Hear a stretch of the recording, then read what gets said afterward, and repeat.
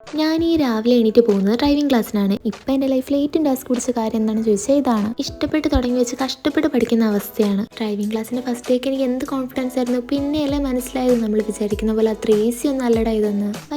രാവിലെ ഞാൻ എണീക്കാൻ ലേറ്റ് ആയതുകൊണ്ട് 8:30 പറഞ്ഞ 4 വീലറിൻ്റെ ക്ലാസ് 9:30ക്കും 9:30 പറഞ്ഞ 2 വീലറിൻ്റെ ക്ലാസ് 10:30ക്കും ആയിട്ട് പോകുന്ന പോക്കാണിത്. അപ്പോൾ ഇനി എൻ്റെ ഡ്രൈവിങ്ങിനെ പറ്റി പറയുകയാണെങ്കിൽ ഇതെൻ്റെ 10ാമത്തെ ക്ലാസ്സാണ്. എന്നിട്ട് ഞാൻ 2 വീലറിൻ്റെ 2 കാലെടുത്ത് വെച്ച് നേരെ തുടങ്ങിയിട്ടില്ല. അതെൻ്റെ പേടിയൊന്നും കൊണ്ടല്ല, എന്തോ 2 കാലെടുത്ത് വെക്കുമ്പോൾ ഇപ്പം വീഴുമെന്ന് തോന്നും.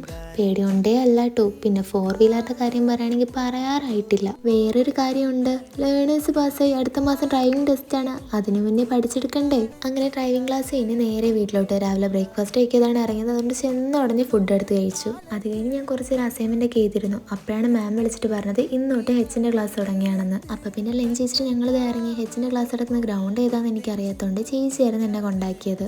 അവിടെ എത്തിയപ്പോഴാണെങ്കിലോ വേറെയും ഡ്രൈവിംഗ് ക്ലാസ്സിൽ ഒരുപാട് പിള്ളേരെ ടെൻഷനായില്ലേ. പക്ഷെ ആ ദിവസത്തെ ഹെച്ചിൻ്റെ ക്ലാസ് സ്മൂത്തായി പോയി. ഇപ്പോൾ ഒരു റിലീഫൊക്കെ ഉണ്ട്. പക്ഷെ നാളെ ഇനി എന്താവും ആലോചിച്ച് ടെൻഷനും ഉണ്ട്. എന്നാലും നമ്മൾ പഠിച്ചെടുക്കും. അങ്ങനെ എൻ്റെ ഈ ഒരു ദിവസം ഫുള്ള് ഡ്രൈവിംഗ് ക്ലാസ് കൊണ്ടുപോയെന്ന് തന്നെ പറയാം. അപ്പം ഇനി എൻ്റെ അടുത്ത വ്ളോഗിൽ കാണാം. ടാറ്റാ.